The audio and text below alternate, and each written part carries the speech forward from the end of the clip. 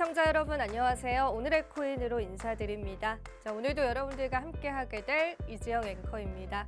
간밤에 다양한 이슈들이 또 쏟아져 나왔는데요. 이번 한 주 시장을 정리하시면서 또 투자 시장의 분위기도 저희와 함께 알아보시겠습니다.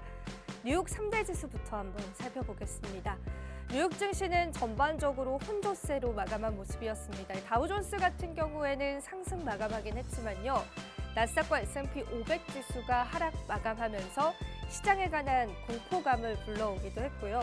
사실 미증시가 하락했던 이유 중에 하나는 중국 정부에서 공무원들에게 아이폰 사용 금지 정책을 내세웠습니다.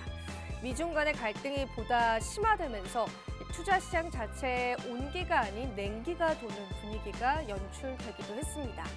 다만 2년물 국채금리가 소폭의 하락세를 맞이하면서 약간의 주춤세를 보여주고 있긴 하지만 그래도 여전히 높은 수치에 머물러 있다고 보시면 될 것 같습니다. 또 하나 무서운 점이 있죠. 달러의 상승입니다. 달러 인덱스가 105달러 선을 넘어서면서 현재 구간에서는 조금 위험 수치다라는 반응들 시장에 많이 나오고 있는 상황입니다. 골드 같은 경우에는 연일 하락하면서 소폭의 조정세로 마감된 모습이었습니다. 암호화폐 시세도 살펴보셔야 될 텐데요. 그리 좋은 반응들은 아니었습니다. 비트코인 시세부터 살펴보시죠. 네, 비트코인은 여전히 26,700달러 선에서 머물러 있습니다. 사실상 이번 주 내내 약간의 횡보세를 나타내고 있는데 시장이 이렇다 할 호재 역시도 없었습니다. 이러한 상황들 계속 연출될지에 관한 이야기들 저희와 나눠보시면 될 것 같고요. 이더리움 시세도 살펴보겠습니다. 이더리움은 1,646달러로 역시나 어제 대비해서 크게 변동성 없는 모습 나타나고 있고요. 알트코인 분위기들도 살펴보겠습니다. 자, 리플 같은 경우에도 0.50달러로 크게 변동성 없었습니다. 트론이 여전히 살짝의 강세를 나타내고 있긴 하지만 전반적으로 알트코인들 흐름들 좋지 않았습니다. 솔라나 코인도 19달러 선에서 머무르고 있는 모습이고요. 도지코인 역시도 크게 변동성 없는 시장이었습니다.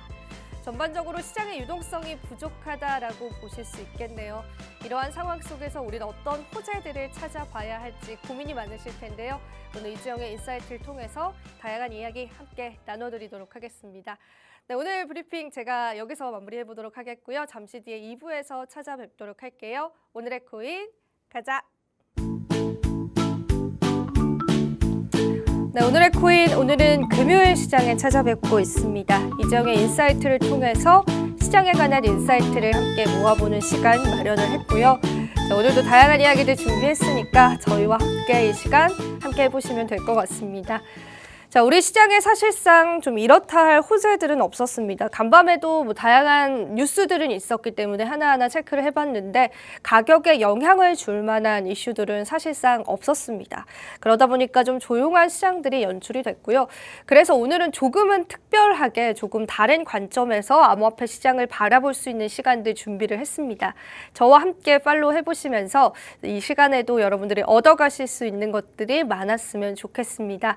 자, 그렇다면 오늘 이지영의 인사이트 첫 번째 주제부터 열어보겠습니다. 자, 이지영의 인사이트 오늘 첫 번째 주제는요.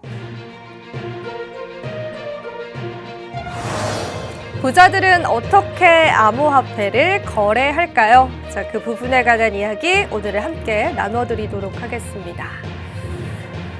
네, 암호화폐를 구매하고 나서 굉장히 부자가 됐다, 억만장자가 됐다 이런 이야기들 우리가 암호화폐 초창기에 많이들 들어보셨을 텐데요.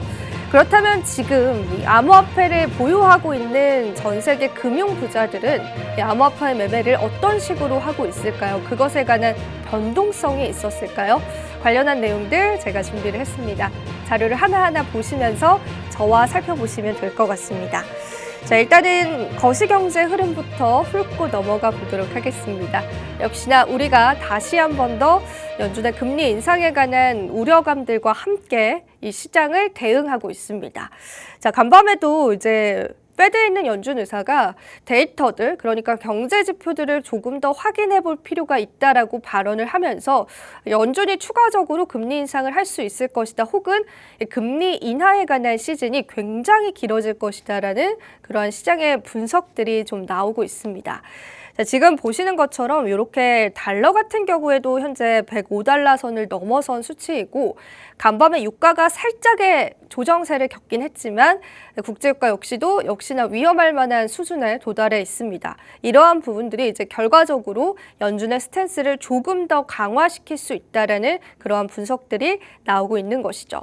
자, 그래서 사실 뉴욕 증시도 그렇게 기지개를 활짝 펴고 있지 않습니다. 암호화폐 시장의 유동성 역시나 다양히 들어오고 있지 않은 상황이고요. 어제 발표가 됐었던 PMI 지수에 관해서 잠깐 언급을 해드리도록 하겠습니다.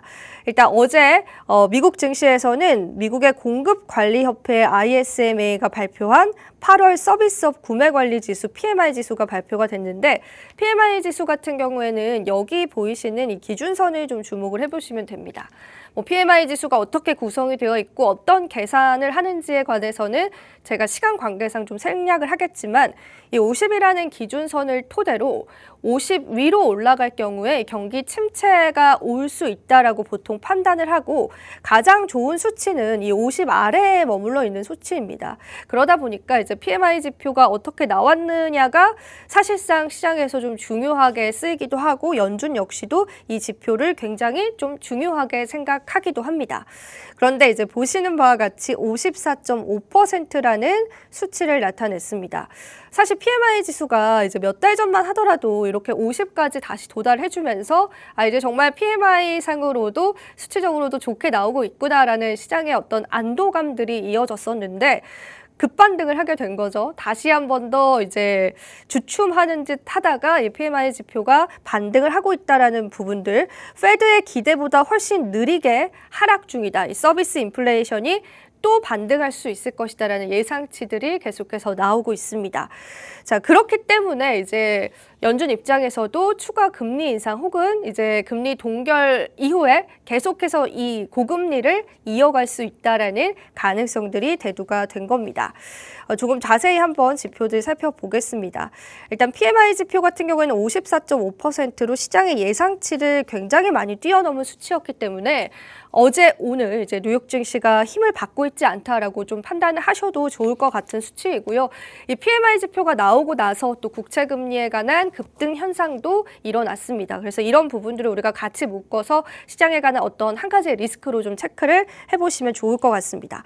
자, 그럼 계속 한번 살펴보도록 하겠습니다. 우리가 역시나 크루드 오일에 관한 이야기를 빼놓고 얘기할 수 없겠죠. 최근 들어서 유가 반등세도 굉장히 무섭게 치솟고 있습니다.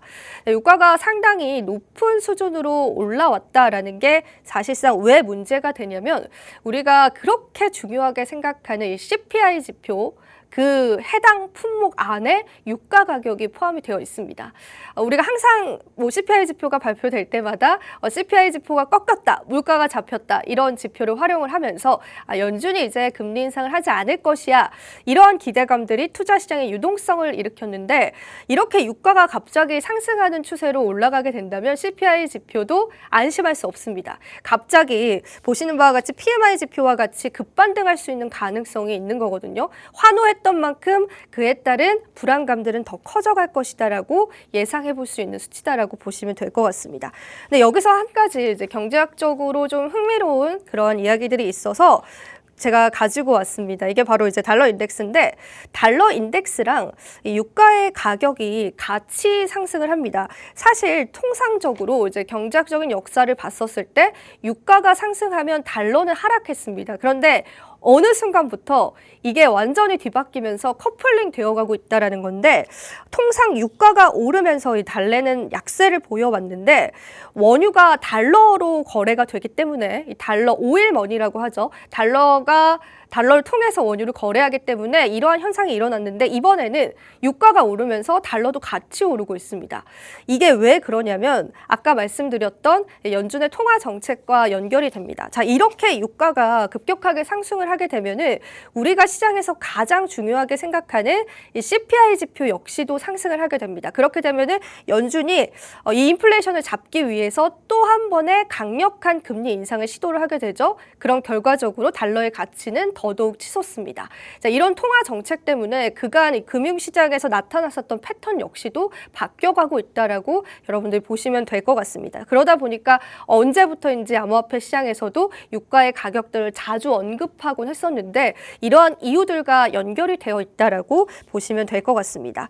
그래서 사실 일본에서도요, 달러 강세 영향으로 엔화가 급락하자 일본 정부가 개입에 나섰습니다.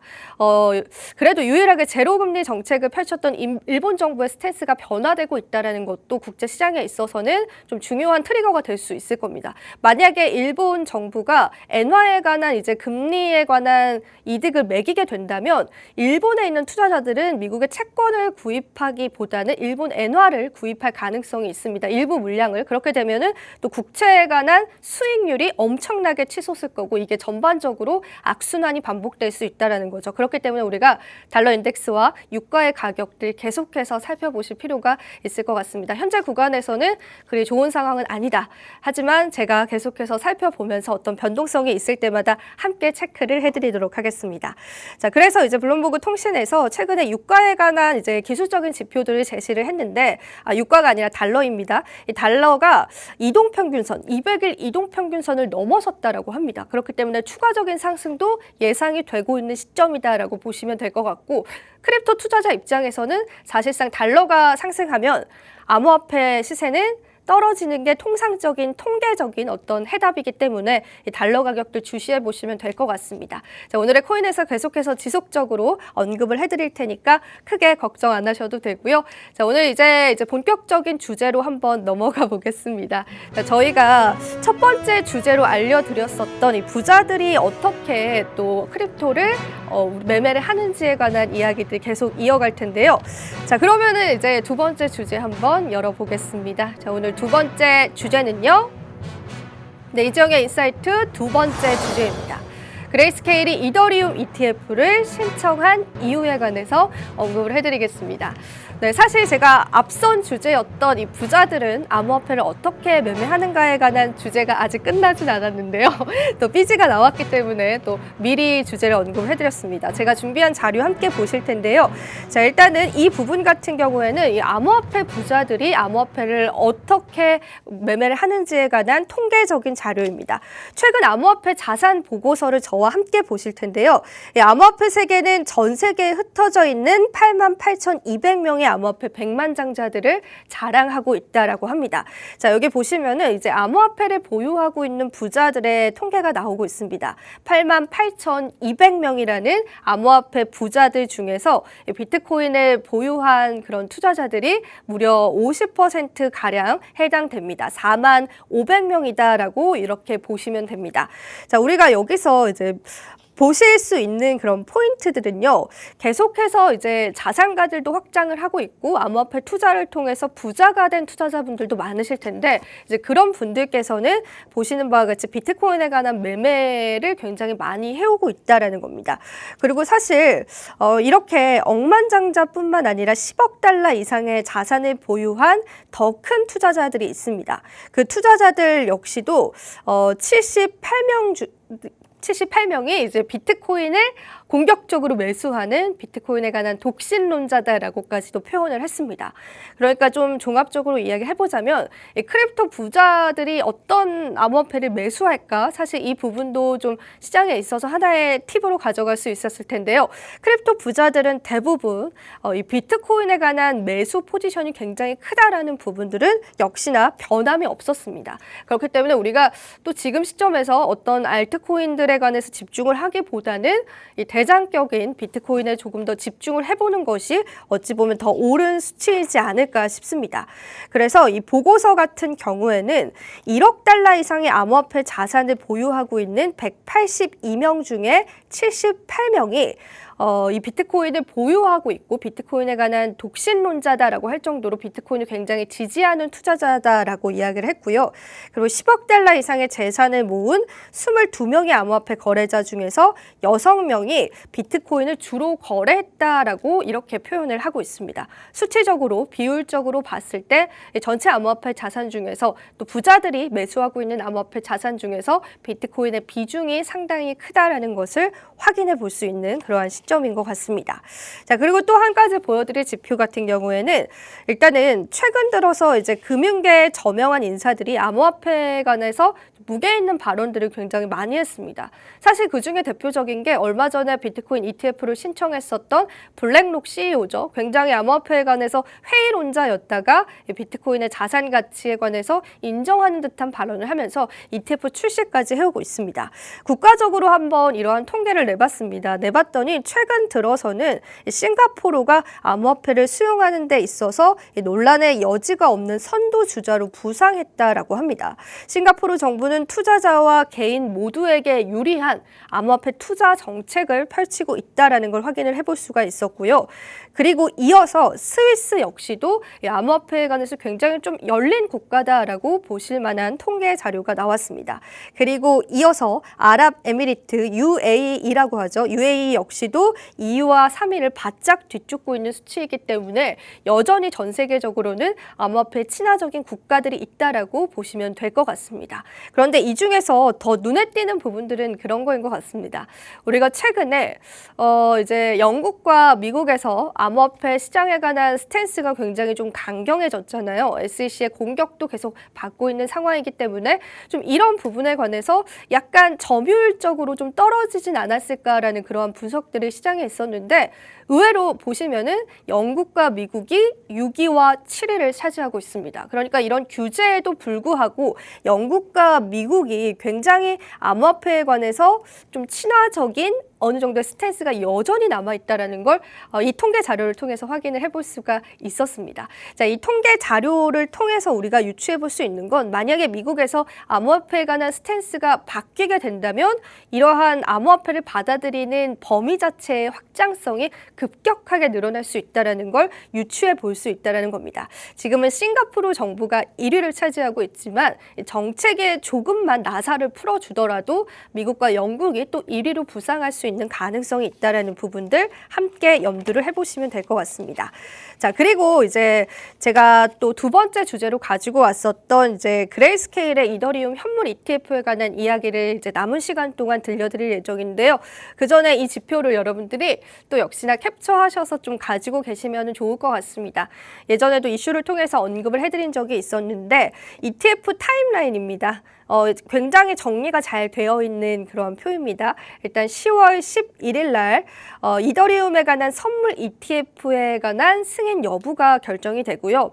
그리고 10월 16일 날 ETF, 역시나 이더리움에 관한 선물 ETF에 관한 승인 여부가 결정이 됩니다. 이 ETF를 신청한 그러한 운용사들은 보시는 바와 같이 비트와이즈도 있고 바네크도 있고요. 등등등 그레이스케일도 포함이 되어 있습니다. 그래서 확인을 해보시고 또 중요한 건 우리가 비트코인 ETF겠죠. 비트코인 ETF에 관한 데드라인은 10월 17일 날까지입니다. 그래서 이 이후에 SEC의 태도가 어떻게 변화될지에 관해서도 같이 체크를 해보시면 될 것 같고요. 또 이어서 10월 16일 그리고 13일도 계속해서 ETF에 관한 승인 여부를 SEC에서 결정해야 하는 순간이 옵니다. 그래서 이 타임라인들을 잘 보시면 될 것 같고 제가 거꾸로 설명을 해드렸는데 이렇게 보시면 됩니다. 이런 순으로 여러분들이 확인을 하셔서 이 타임라인들을 계속 저와 함께 체크를 해보시면 될 것 같고요. 자, 그리고 얼마 전에 또 하나의 반가운 소식이 들려져 왔습니다.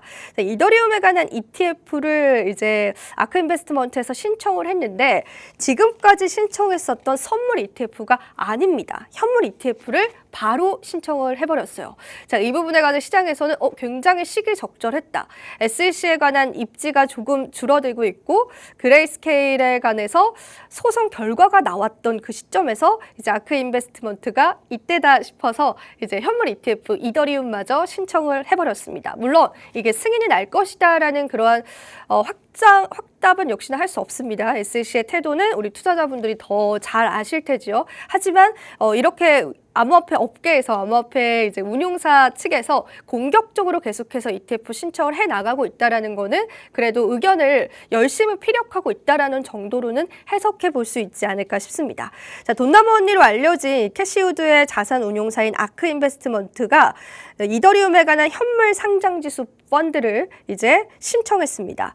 일단 이더리움 자산은 코인베이스 커스터디에 보관이 된다. 즉 코인베이스와의 협력 관계까지도 구축을 한 상황에서 구체적인 어떤 가이드라인들을 제시하면서 신청을 한 거기 때문에 이번에 SEC 측에서는 어떤 핑계로 반려를 할지는 모르겠지만 우리가 그러한 방향성들을 계속해서 확인을 해보면 될 것 같고요. 브로커인 버스타인은 이 보고서에서 그레이스케일이 최근에 SEC를 상대로 한 법정 소송에서 승소함에 따라 업계가 더 많은 암호화폐 ETF를 추진할 것이다라고 내다보고 있습니다. 그러니까 아크 인베스트먼트가 이제 첫 발을 내디었다라고 한다면 이제 많은 업체에서 비트코인뿐만 아니라 이더리움에 관한 현물 ETF를 계속해서 신청할 수 있다라는 거죠. 사실 이 신청을 반려하는 것도 SEC 측에서는 좀 귀찮은 일이 될 수 있습니다. 그렇기 때문에 앞으로 또 이 시장 자체가 어떤 방향성으로 흘러갈지는 계속해서 살펴보면 좋을 것 같고요.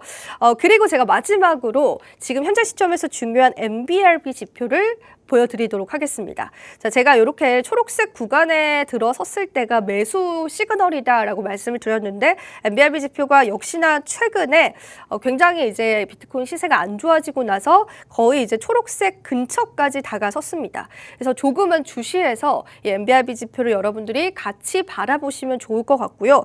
또 한 가지는 이 MBRB 지표를 토대로 크립토컨트에 있는 한 분석가가 하나의 분석을 내놓았습니다.